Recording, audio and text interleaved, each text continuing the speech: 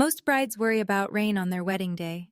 I watched my parents walk into my reception wearing head-to-toe black, like they were burying me.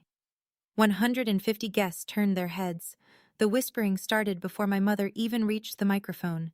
She didn't wait for an invitation. She walked straight up to the stage, took the mic from our DJ's hand, and looked right at me. "We are mourning the daughter we lost."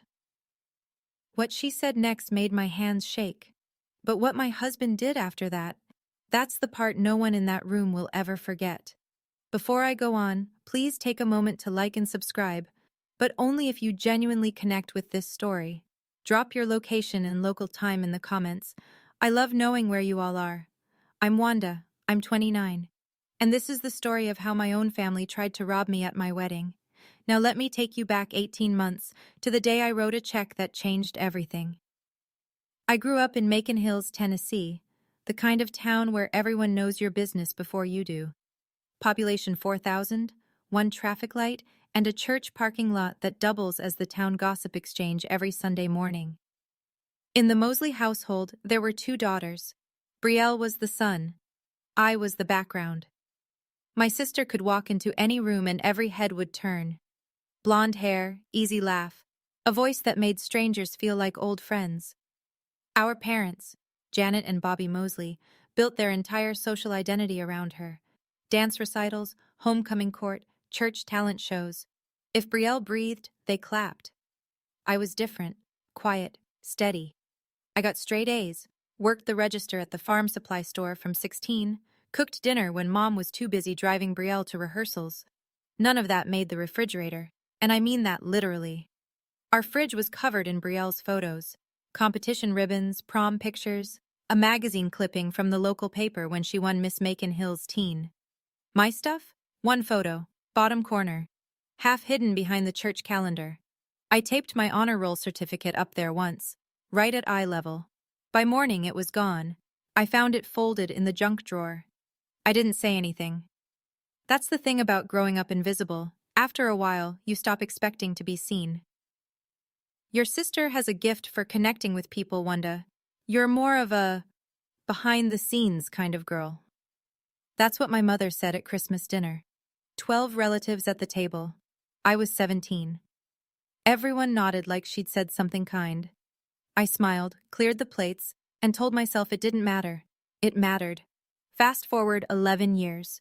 I'm 27, living in a small apartment across town, working double shifts as a veterinary technician at the county animal clinic. I love animals. Animals don't play favorites. One Tuesday evening, my phone rang. Mom. Wanda, we need you to come home. It's urgent. The house was falling apart. Roof leaking in 3 places. Foundation cracked along the east wall. The plumbing, original pipes from 1979, had burst twice in 6 months. Dad's pension and Mom's part-time bookkeeping barely covered groceries. A full renovation was out of the question, unless someone stepped in.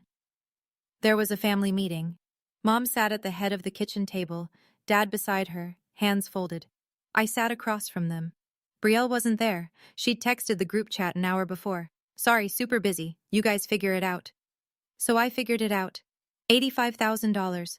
10 years of double shifts, skipped vacations, and dollar store shampoo. I handed it over in a single cashier's check. New roof, new foundation work, new plumbing, fresh paint inside and out. I coordinated with the contractors myself, drove over every weekend to check progress, ate peanut butter sandwiches in my car between the clinic and the job site. When it was done, the house looked better than it had in 30 years. Mom hugged me on the front porch. Her eyes were wet. This house is yours, Wanda. When we're gone, it goes to you. You earned it. Dad nodded. You earned it, kiddo. No lawyer, no paperwork, no deed transfer, just a promise between blood. That was the most expensive handshake of my life. I just didn't know it yet.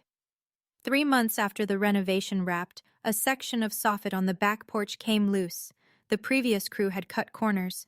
Mom called me panicking, and I called around for a contractor who could fix it fast. That's how I met Cole Reston. He showed up in a dented white pickup, work boots, and a flannel with the sleeves rolled to his elbows, hands like sandpaper. Spoke maybe 40 words in the first hour. But when he did talk, every word landed exactly where it was supposed to. He fixed the soffit in an afternoon. I brought him iced tea and we sat on the tailgate of his truck, not saying much, watching the sun drop behind the tree line. It was the most comfortable silence I'd ever shared with another person. We started dating 2 weeks later. The first time Cole came to dinner at my parents' house, I could feel the temperature shift the moment he walked in. Mom looked at his calloused hands, his faded jeans, the truck parked in the driveway. "So, what exactly do you do?" she asked, pronouncing do like it had 3 syllables. Cole didn't flinch. "General contracting, residential mostly." That was all she said. Dad stared at his plate. Brielle happened to be visiting that week. She was sweet to Cole's face, all smiles and, "Oh, how fun." But later that night, through the thin walls of my old bedroom, I heard her on the phone with Mom. "He seems fine, but is that really the best Wanda can do?" I lay there in the dark, staring at the ceiling. Cole was asleep in the guest room downstairs, and he had no idea that the people in this house had already decided he wasn't enough. Just like me. 6 months after the renovation, I stopped by the house on a Saturday to grab a box of old textbooks from my closet. My closet was empty, not just the textbooks, everything. My posters, my high school yearbooks, the quilt Grandma Davis made for my 12th birthday. All of it gone, shoved into a plastic bin in the garage.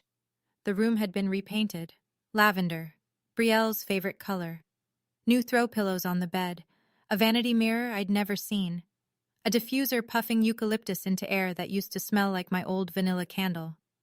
"Mom, what happened to my room?" She didn't even look up from her crossword. "Brielle needs a space when she visits. You don't live here anymore, Wanda." Something cold settled in my chest. I pushed past it. "Mom, can we talk about the house? About what you and Dad promised?" Dad was in the kitchen doorway. He heard me. I know he did, because his hand froze on his coffee mug. Mom set her pen down. "We'll figure it out when the time comes. Don't be pushy." Pushy? I put 85,000 and we're grateful. But this is still our home. Don't make it awkward. Dad said nothing, just took his coffee and walked out to the porch. I drove home with the windows down, hoping the cold air would shake the feeling loose. It didn't. Cole was waiting at my apartment. He took one look at my face. "You okay?" "I don't know anymore." He didn't push. He just made me a grilled cheese and sat with me until I fell asleep on the couch. I should have listened to my gut that day, because the worst part hadn't even started. Cole proposed on a Sunday morning. No ring at first. Just him, standing in my tiny kitchen, holding 2 mugs of coffee and saying, "I want to build something with you. Not just houses." I said yes before he finished the sentence. I called Mom that afternoon. There was a pause on the line so long I checked if the call had dropped. "Already?" she said. Then, "Well, I suppose congratulations are in order." She didn't ask to see the ring. She didn't ask about the date. 1 week later, Brielle flew home, unannounced. She stayed 5 days, shopping trips with Mom, cooking with Dad, brunch at the cafe on Main Street. I saw the photos on Facebook. I wasn't invited, but the photos weren't the problem. My friend Darla, she works at the post office, knows everything that moves through Macon Hills, called me on a Wednesday night. "Hey, so, Brielle's been talking." "About what?" "About Cole. She told Patty Morrison and half the ladies at the salon that Cole pressured you into paying for the house, that he's got his eye on the property." I sat down on the edge of my bed. "That's not true." "I know, honey, but she said it like she was worried about you. Real convincing." I hung up and stared at the wall. My sister hadn't just insulted Cole behind closed doors anymore. She'd taken it public. In a town where a rumor at the salon hits every kitchen table by Sunday. And the worst part? She'd framed it as concern. "Between us, I think he's isolating her. She used to be so independent." That's what Darla said, Brielle told them, word for word, like she'd rehearsed it. 2 weeks later, Mom called. No small talk. No, "How are you?" Just a voice I barely recognized. Cold, clipped, certain. "Your father and I have been thinking, maybe the house should go to Brielle. She's struggling, Wanda. You have Cole." I gripped the phone so hard my knuckles went white. Mom, I put $85,000 into that house. That was a gift to your family. Don't throw it in our faces. A gift. 10 years of my life. Repackaged as a gift so they could hand the result to someone who texted you guys figure it out while I signed the check. I tried one more time. You and Dad promised. Promises change. Circumstances change. Brielle needs stability right now, and frankly, with Cole in the picture, I'm not sure your priorities are where they should be. There it was. Not just the house, not just the money. She was using Brielle's lies about Cole as justification. That night, Dad called. Separate phone. His voice was quiet, tired. Just let it go, kiddo. Your mom's mind is made up. And yours? A long pause. I don't want to lose anybody. You already are, Dad. He hung up first. I sat in the dark doing the math. $85,000. No documentation, no contract, no witnesses beyond a kitchen table promise. If I stayed silent, I would lose every cent. Brielle would sell that house the minute the deed was in her name, and my parents would never admit they'd been wrong. But if I fought back, I'd lose them entirely. I chose silence, not because I was afraid, because I didn't yet know how far they were willing to go. Cole found me at the kitchen table at midnight, staring at a bank statement on my laptop screen. The $85,000 transfer, highlighted in yellow, dated 22 months ago. He pulled up a chair. Didn't say anything at first, just looked at the screen, then at me. Tell me everything. So I did. Mom's call, Dad's resignation, Brielle's rumor campaign, the room painted lavender, all of it. Cole listened without interrupting. When I finished, his jaw was tight, but his voice was steady. Do you have the receipts from the renovation, the bank transfers? I nodded. Every email, every invoice, the bank statements right here. What about the contractor? Would he remember? Greg Holloway. He'd remember. I called him every week for 4 months. Cole leaned back. He folded his arms, and I could see him thinking, not reacting, not fuming, just calculating, like he was reading blueprints for a building that hadn't been built yet. Good. Keep all of that. Screenshots. Save them somewhere safe, not just your email. And Wanda? Don't confront them. Not yet. What are you thinking? He looked at me, not angry, not pitying, just certain.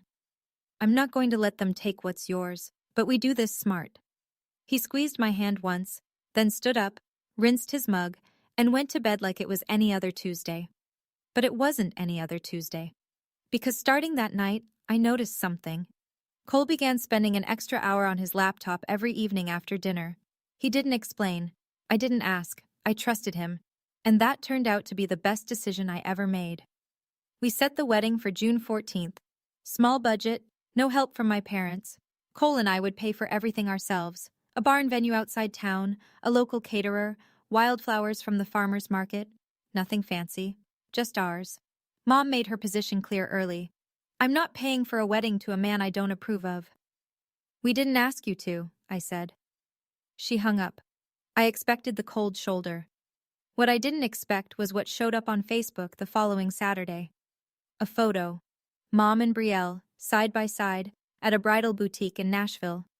Brielle holding a white gown against her body. Mom beaming. Caption.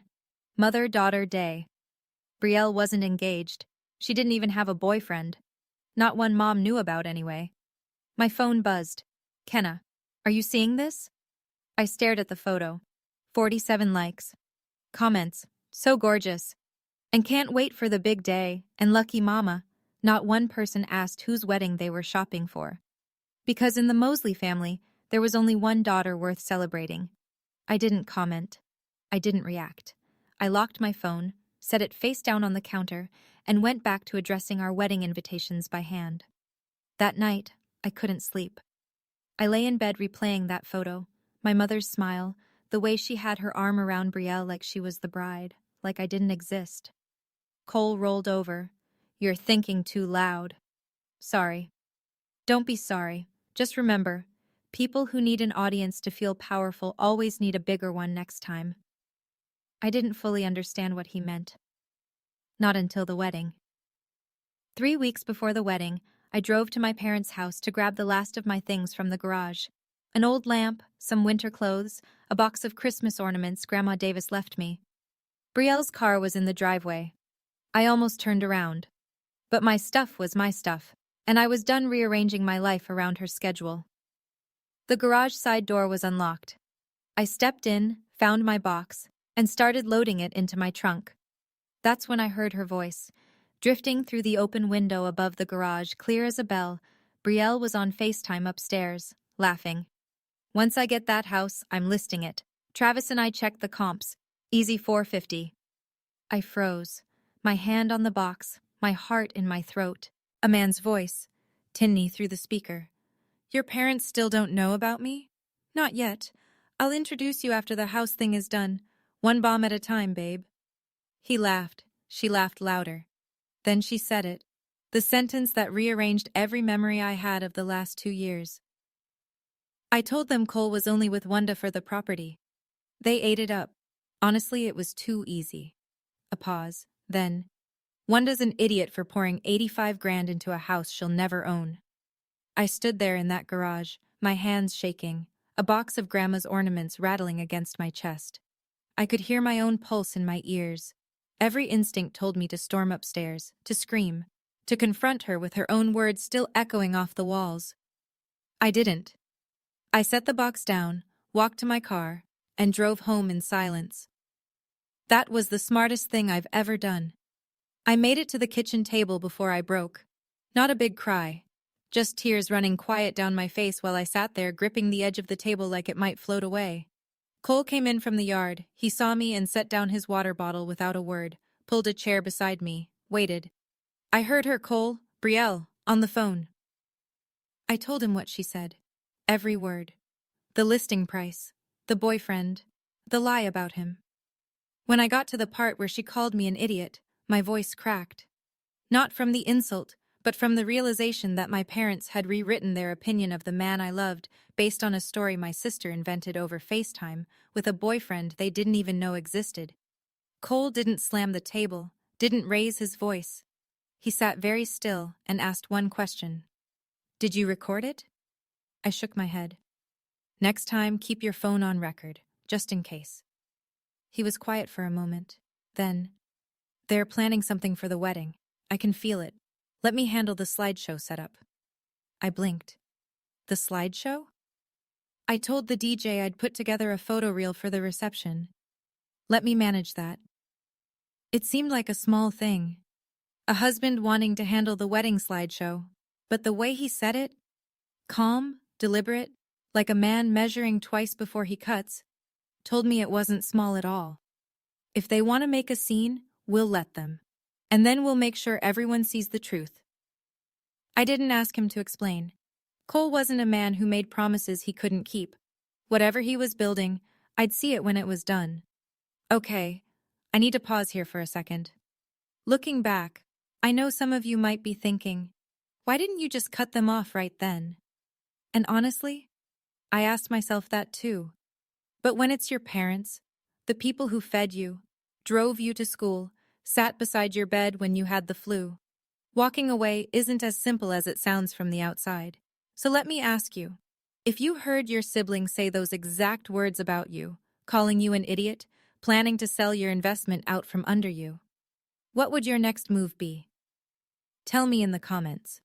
Now, back to what happened next, because it got worse. Cole didn't talk about what he was doing. He just did it. Over the next 2 weeks, I'd catch glimpses. His laptop open on the kitchen counter at 6 in the morning. A manila folder on his desk that wasn't there before. A phone call taken outside on the porch, voice too low for me to hear. One night, I came out of the shower and found him at the table with printed bank statements, mine, spread out in neat rows, highlighted, annotated. Those are my transfers to Greg Holloway, I said. Every one of them. 8 payments over 4 months, totaling $85,247. He didn't look up. I also pulled the email chain between you and Greg. Every invoice, every work order. Cole, what are you? I talked to a real estate attorney today. Name's Mitchell Farrow, out of Cookville. I sat down. A lawyer? Just a conversation. He said if you contributed a significant amount to the property, documented, traceable, and they try to deny you any interest, You have a strong case. Unjust enrichment. Tennessee recognizes it. He said it the way he'd say, the roof needs flashing. Factual, no drama. I'm not trying to take their house, Cole. I know, neither am I. He looked at me then. But if they try to take what's yours on our wedding day, I want the truth ready. He held up a USB drive. Small, black, ordinary. Slideshow backup, he said, and he slipped it into his shirt pocket. I watched him organize the papers back into the folder, finish his coffee, and rinse the mug, like it was any other evening. I didn't know what was on that USB. Not yet. I wouldn't know until the night of the wedding. 2 weeks before the wedding. I drove over to my parents' house to return a baking dish Mom had left at our place months ago. A quick drop-off. 5 minutes, tops. I didn't call ahead. Maybe I should have. The front door was unlocked. I walked through the foyer, dish in hand, and turned the corner into the kitchen. All 3 of them were at the table. Mom, Dad, and Brielle. Papers spread across the surface. A pen between Mom's fingers. Dad's reading glasses low on his nose. The moment I appeared, the conversation stopped. Not a pause, a full stop, like someone had hit mute on a television. Brielle's hand moved fast. She flipped a page face down. Mom's eyes darted to the paper, then back to me. Wanda, we didn't hear you come in. I was returning your dish. I held it up. Oh, thank you. Mom's smile was tight. Practiced. I set the dish on the counter. My eyes swept the table. I couldn't help it. Most of the papers were covered, but one corner of the page Brielle had flipped was still visible. I saw 4 letters, printed in bold. Quit. The beginning of a word. I didn't need to see the rest. Just going over some boring bills, Mom said. She was already gathering the pages into a stack. Of course, I smiled. I'll get out of your hair. I walked out slowly. I didn't run. I didn't accuse. In the car, I pulled out my phone and typed 2 words into the search bar. Quitclaim deed. A legal document that transfers property interest from one person to another. No sale required, no warranty, just a signature. They weren't just talking about taking the house anymore. They were drawing up the paperwork. 1 week before the wedding. A Tuesday afternoon. I was home, folding laundry, when the doorbell rang. Brielle. Standing on my porch in a linen sundress, hair curled, smile wide, like she was dropping off a casserole. Hey sis, got a minute? She walked in before I answered, sat at the kitchen table, pulled a single sheet of paper from her bag, and slid it across the surface. The header read, Acknowledgement of Gift. I picked it up. The language was simple. 1 paragraph. It stated that I, Wanda Mosley, acknowledge that my financial contribution of $85,000 toward the renovation of the Mosley family home was a voluntary gift, made without conditions, expectations, or claims to ownership. A signature line at the bottom, my name printed underneath. It's just a formality, Brielle said. She tilted her head, eyes soft. Mom wants peace of mind before the wedding. You know how she worries. I read it again, every word. Then I folded it, set it on the table, and looked at my sister. I'm not signing this, Brielle. The softness in her face flickered, just for a half second, a flash of something cold behind the smile.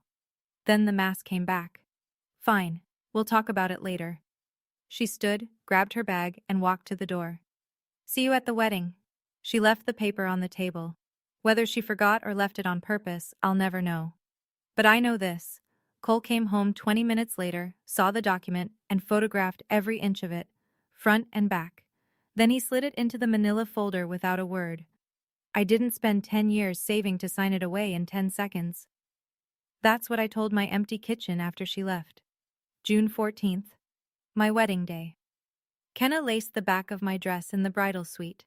A converted tack room with a full-length mirror propped against a barn beam. Simple white dress, no train. Red lipstick, my grandmother's pearl earrings that I'd kept in a velvet pouch since I was 19. You look incredible, Kenna said. I feel like I'm going to throw up. That's normal, also incredible. The venue was a restored barn 20 minutes outside Macon Hills. String lights draped from the rafters, long wooden farm tables. mason jars stuffed with wildflowers Cole had picked that morning. 150 guests. My co-workers from the animal clinic, Cole's crew from the contracting business, neighbors, old friends, a few of Cole's cousins from Knoxville. The ceremony was outdoors, under an oak tree. When I came around the corner and saw Cole standing at the altar in a charcoal gray suit, his eyes turned red before I even reached him. He blinked hard, bit his lip, took my hands like he was holding something he'd been waiting for his whole life. Then Kenna touched my arm. Wanda. Her voice was strange, tight. You need to see this. I turned. Through the side window of the barn I could see the parking lot. A silver sedan had just pulled in. The door opened. Mom stepped out, head to toe in black. A long black dress, black cardigan, black shoes, funeral clothes. Behind her, Dad. Black suit, black tie, black expression, and behind him, Brielle. Also black. A fitted black dress and heels, sunglasses pushed up on her head. 3 people dressed for a burial, walking toward my wedding. Say the word, and I will lock that door, Kenna whispered. I didn't say the word. I wish I had. I didn't lock the door. I didn't cancel the ceremony. I did what I'd been doing my entire life in the Mosley family. I carried on. The 3 of them took seats in the front row. Black against a sea of pastels and summer florals. 150 people noticed. Nobody said a word. A woman on Cole's side, his Aunt Margine, leaned over to her husband and whispered something behind her program. I could read her lips from the altar. Is someone dead? The officiant kept going. I kept standing. My hands were in Cole's, and his thumbs pressed into my palms every time I started to tremble. During the vows, Cole went off script. Just one line. I will always protect what's ours. Not yours. Not mine. Ours. He held my eyes when he said it, but I saw Mom shift in her seat. Brielle crossed her arms. Dad stared at his shoes. We kissed. The crowd erupted. Cheers, whistles, Kenna ugly crying into a handkerchief. Everyone was on their feet. Everyone except 3 people in the front row. Mom sat rigid, hands clasped in her lap, black dress stark against the white folding chair. Brielle sat beside her with a small smile. Not a happy smile, the kind of smile you wear when you know something no one else does. Dad just looked tired, like a man who'd been told where to sit and what to wear and had stopped asking why a long time ago. I told myself it was fine. They'd made their statement. Black clothes, front row, stone faces, fine, let them mourn. I was alive and married and standing in the sunlight, and I refused to let them pull me into the dark. But they weren't done. The reception started beautifully. String lights glowing. First dance. Cole spun me slow under a canopy of Edison bulbs while our guests clinked glasses and the caterers set out plates. Then the DJ tapped the microphone. We'd love to open the floor for toasts. He didn't finish. My mother was already moving. She crossed the dance floor in 4 strides, took the microphone from the DJ's hand, not a grab, but firm enough that he let go out of sheer surprise, and turned to face the room. 150 people went silent. I want everyone here to know we are in mourning tonight. A murmur rippled through the tables. We are losing our daughter to a man who married her for our family home. I couldn't breathe. My chest felt like it had been filled with concrete. She wasn't done. Wanda, if you have any love left for this family, you will sign a document right now releasing any claim to our house. Your sister needs that home, not some outsider. She pointed at Cole, at my husband, at the man who'd just promised me forever under an oak tree 30 minutes ago. Bobby stood up beside her. He didn't speak. He just stood, a silent wall of endorsement. And then Brielle rose from her chair. She reached into her bag and pulled out a document, the same one she'd brought to my apartment, the acknowledgement of gift. She held it up, visible to the entire room, and walked toward me. She set the paper on the table in front of me, placed a pen on top, and she smiled. Not a nervous smile, not an embarrassed smile, the smile of someone who had already won. Silence. Not the comfortable kind, the kind that presses against your eardrums and makes the room feel like it's shrinking. 150 pairs of eyes locked onto me. The bride in white, sitting at her own reception table, a pen and a legal document placed in front of her like a verdict. Brielle leaned down, close enough that I could smell her perfume. Just sign it. It was never yours anyway. I looked at the paper, then at the pen, then at my sister's face. Calm, certain, already rehearsing her victory speech. Then I looked at my parents, Mom clutching the microphone like a gavel, Dad standing beside her with empty eyes. Two people I had fed, cleaned for, poured every dollar I'd ever saved into, and they couldn't even look at me without resentment. My hands were flat on the table. I didn't pick up the pen. I didn't cry. Kenna was on her feet. I could see her from the corner of my eye, jaw tight, fists clenched, ready to charge. She was about to say something she'd regret on my behalf, and I loved her for it. But then a hand landed gently on Kenna's shoulder. Cole. He stood up from beside me, slow, deliberate. He buttoned his suit jacket, one button, the way he always does, and gave me a look. Steady eyes, a small nod, the kind that said, I got this. Then he walked away from the table, past the dance floor, past the bar, toward the DJ booth, where his laptop sat connected to the projector screen. He picked up the remote. 150 people watched my husband point a small black remote at a glowing white screen. Nobody, not even I, knew what was about to appear. All right, I have to be honest with you for a second. This is the part of the story I've replayed in my head 1,000 times.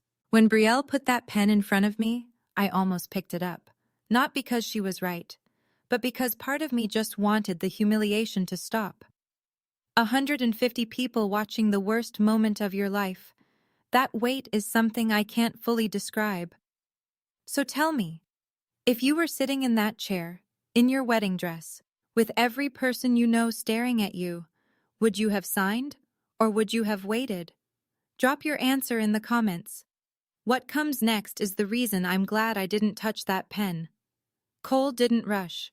He set the remote on the DJ table, leaned toward the laptop, and clicked twice. The projector screen, which had been cycling through wedding photos all evening, went dark for 1 second. Then it lit up again. The first image wasn't a photo of us. It was a bank statement. My bank statement. A highlighted wire transfer of $85,000, dated 22 months prior, routed directly to Holloway Construction, LLC. The memo line read, Mosley Family Home, full renovation. The murmuring started immediately. Heads turned, phones came up. Cole didn't speak. He just pressed the remote. Next slide. A printed email chain between me and Greg Holloway. 4 months of invoices, material lists, progress photos. The final line, total project cost, $85,247. Paid in full by Wanda Mosley. I watched my mother's hand slowly lower the microphone. Brielle's smile dimmed like a bulb on a dying circuit. Cole pressed again. Before and after photos of the house, side by side. The crumbling porch next to the rebuilt porch, the cracked foundation next to the sealed foundation, the rusted pipes next to gleaming copper, each set labeled, funded by Wanda Mosley. The room wasn't whispering anymore. People were leaning forward, reading every word on that screen like it was a courtroom exhibit. Aunt Margene, Cole's aunt, put her hand over her mouth. But Cole wasn't done, and the money wasn't the part that made them run. He looked at me across the room. One more nod, then he pressed the remote again, and the screen changed to something I had never seen before. Text messages, screenshots, blown up to 6 feet wide. My heart stopped. The first screenshot filled the screen, an iMessage conversation. Contact name at the top, Travis Keene. Brielle's outgoing messages in blue. 150 people read it at the same time. Brielle. Mom and Dad are so gullible, LOL. I told them Cole is only with Wanda for the house. They bought it immediately.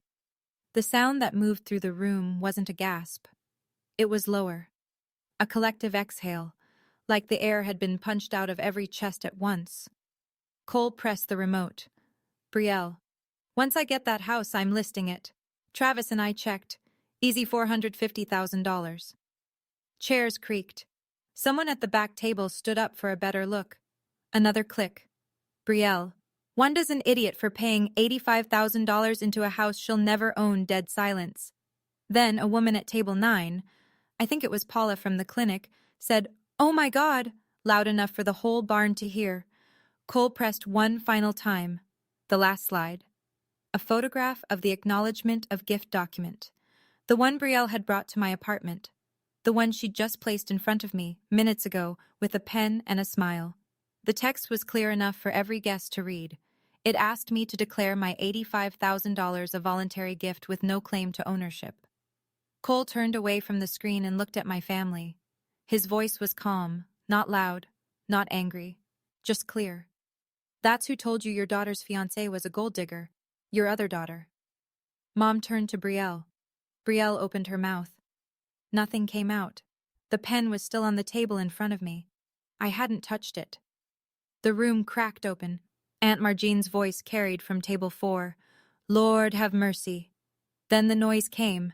Not shouting, just the low roar of 150 people processing the same betrayal at the same time. Whispers became sentences. Sentences became open conversation. Heads shook, eyes widened, phones lit up under tables. Brielle moved first. She snatched her bag from the chair, clutched it to her chest like a shield, and turned for the exit. Her heels cracked against the barn floor, fast, uneven, almost tripping on the threshold. Mom stood frozen at the microphone. The mic hung at her side, still on, picking up her breathing, quick and shallow, broadcast to every speaker in the room. Bobby, she said, voice shaking. Bobby, say something. Dad didn't say something. He shook his head once, slowly. Then he took Mom's elbow, not gently, not roughly, just mechanically, and steered her toward the door. We need to go, now. Mom's heels clicked across the wooden floor. The microphone dropped from her hand and hit the stage with a dull thud that echoed through the speakers. She didn't pick it up. The barn door opened. June night air rushed in.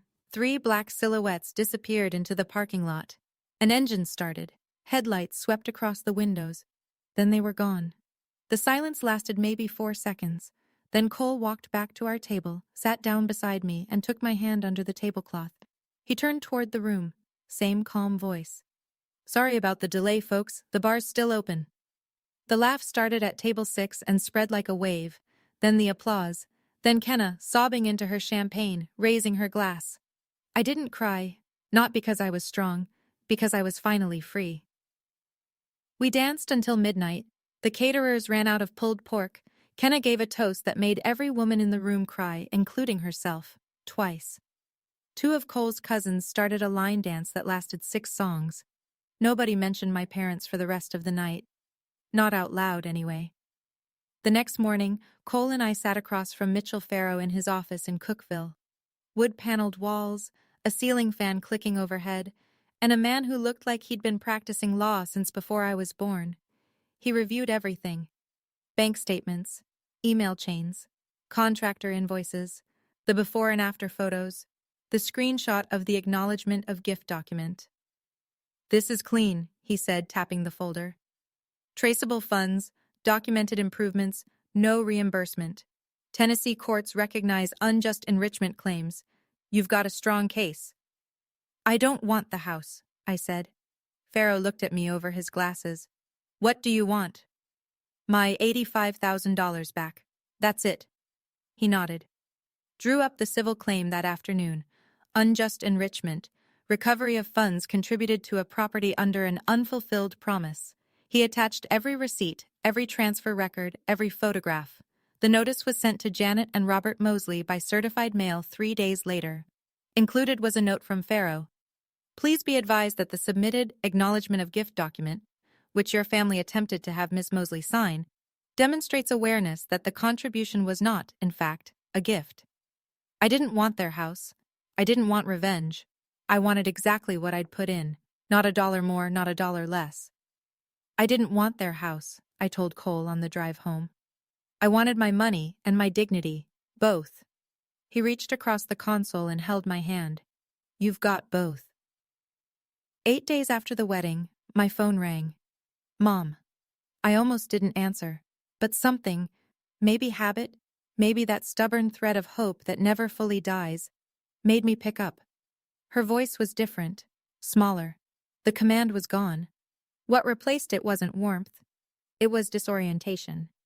Like someone who'd walked into a room and forgotten why. Wanda? We need to talk about this lawyer letter. There's nothing to talk about, Mom. My attorney will handle it from here. You hired a lawyer? Against your own parents? You wore funeral clothes to my wedding, Mom. Silence. Then the pivot, the one I'd been expecting. You're tearing this family apart.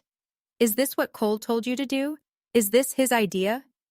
Same playbook, different day. I didn't wear black to your wedding, Mom. I heard her breath catch. For once, she didn't have a response. Goodbye, Mom. I hung up, set the phone face down, poured myself a glass of water, and stood at the kitchen window watching Cole mow the yard next door for our elderly neighbor. Even when everything was on fire, that man mowed lawns. 2 days later, a text from Dad. Just 5 words. I should have spoken up. Then, I'm sorry. I read it 3 times. I sat with it for a long time, turning those words over in my hands like something fragile. I thought about responding.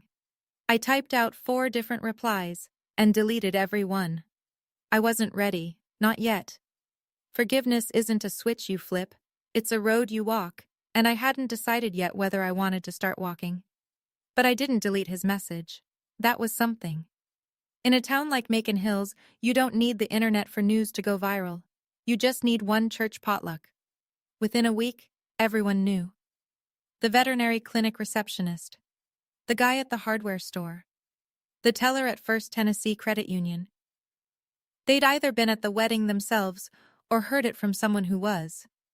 Brielle worked at Pennington Realty, a small brokerage on Main Street run by a woman named Gail Pennington. Gail had been at the wedding, table 7. She'd watched the whole thing unfold with a glass of Merlot in one hand and her jaw on the floor. Monday morning, Gail called Brielle into her office and closed the door. I saw those texts, Brielle. Every person at that wedding saw them. Gail, I can explain. I sell houses based on trust. I can't have someone with that kind of judgment representing my listings. Brielle was let go that afternoon. Then came Travis, the secret boyfriend, the man who was supposed to split the $450,000 payday. He vanished. Blocked her on every platform. Phone, Instagram, Facebook, all of it. She called. No answer.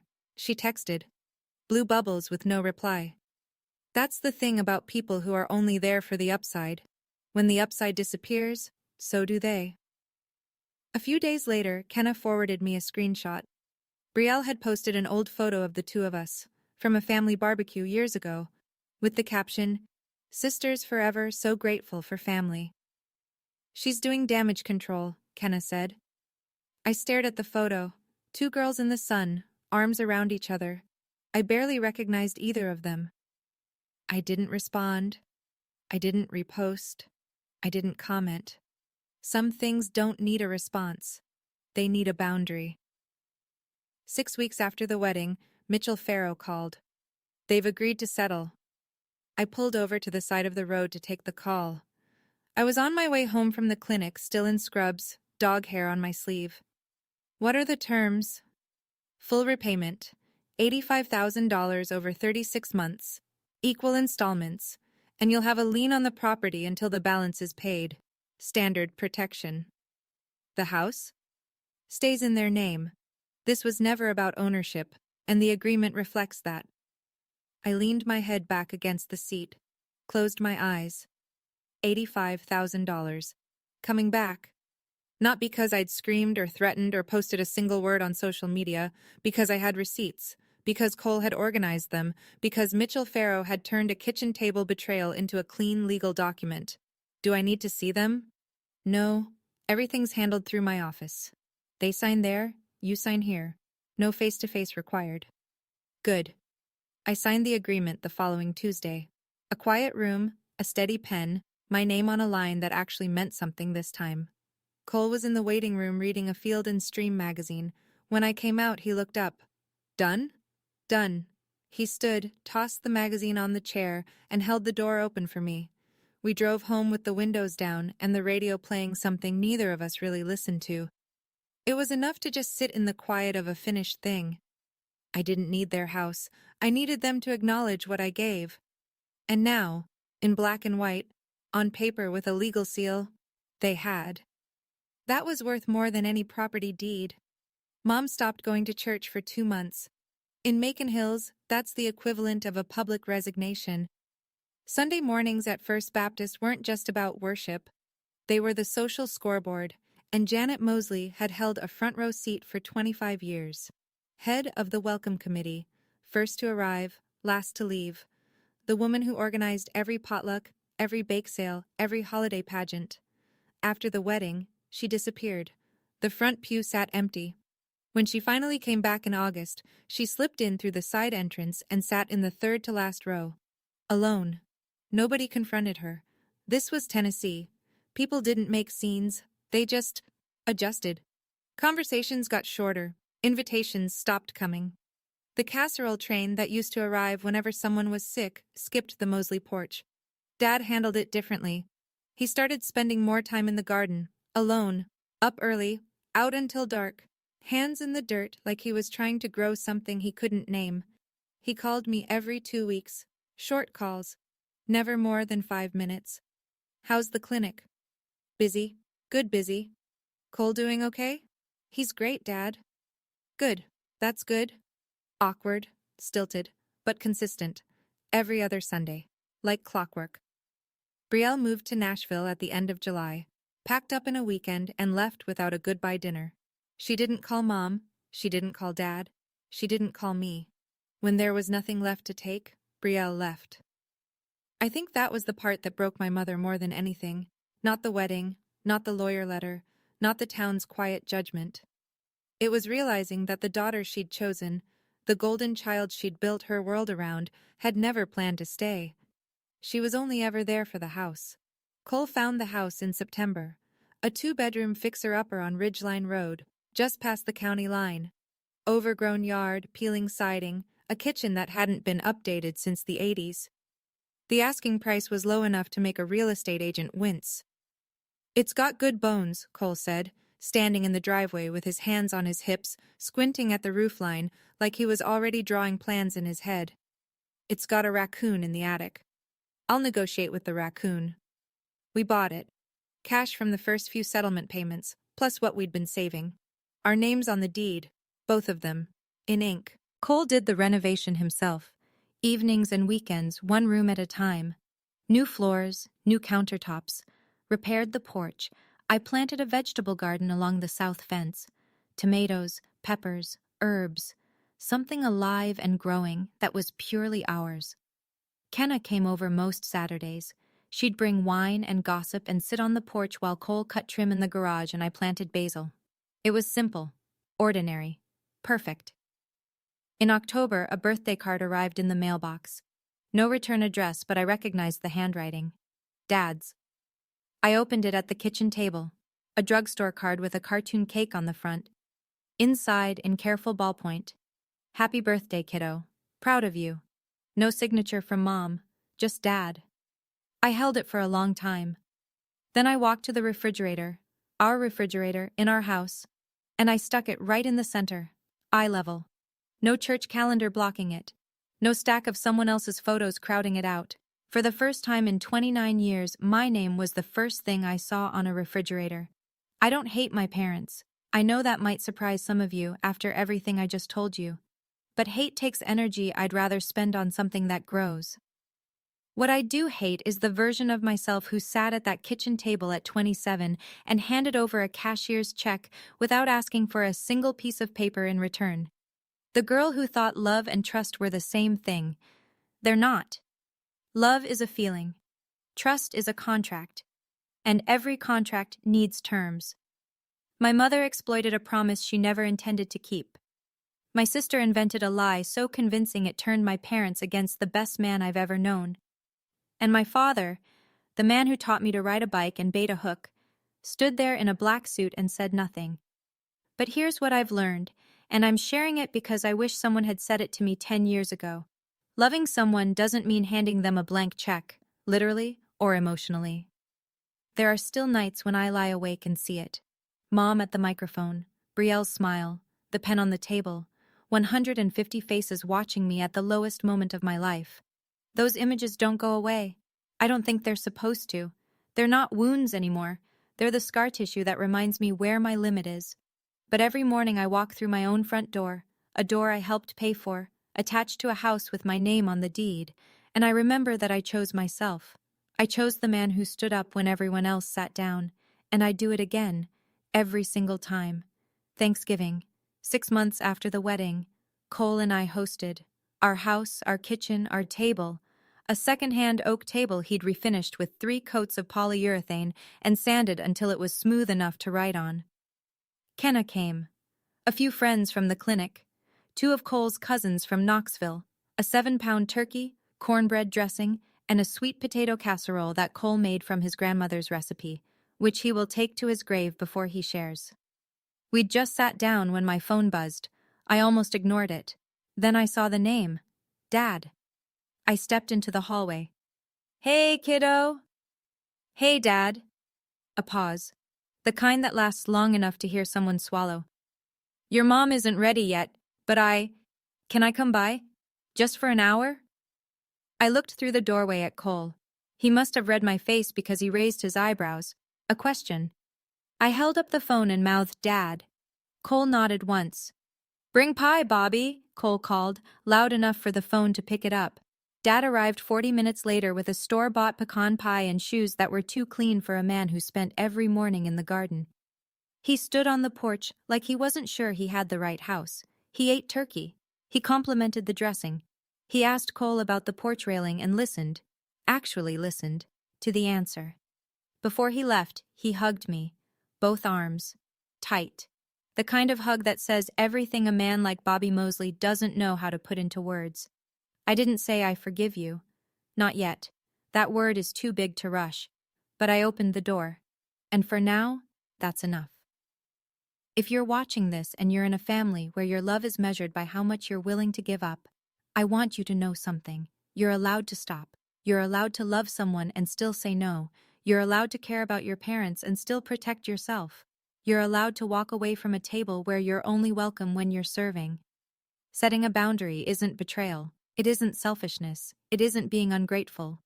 You know what is? Sitting in silence while the people who are supposed to protect you are the ones doing the damage. That's the real betrayal. And it's the one you're committing against yourself. My mother hasn't called me since that day in the lawyer's office. Maybe she will. Maybe she won't. That's her road to walk, and I can't carry her down it. My father calls every other Sunday, 5 minutes, awkward, consistent. He's trying. I see it. My sister is somewhere in Nashville. I don't know what she's doing. I don't check. The thread between us was cut cleanly, and I've stopped looking for the other end. Cole taught me something that I carry everywhere now.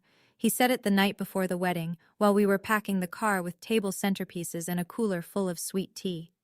You don't need to shout to be heard. You just need to stand still and let the truth do the talking. I'm Wanda. I'm 29, and this is my house. Nobody else's name on it. Boundaries aren't walls. They're doors. You just get to choose who walks through. And for the first time in my life, I'm the one holding the key. That's my story. If it reminded you of something you've been through, or something you're still going through right now, please leave a comment. I read every single one, and I promise you, you're not alone in this. If you know someone who needs to hear this today, share it with them. Sometimes one story is all it takes to make someone realize they're allowed to stand up. Hit subscribe so you don't miss the next one. I've linked another story in the description that I think you'll really want to hear. It's about a woman whose family tried to erase her from a will. She didn't let them. Thank you for being here. See you in the next one.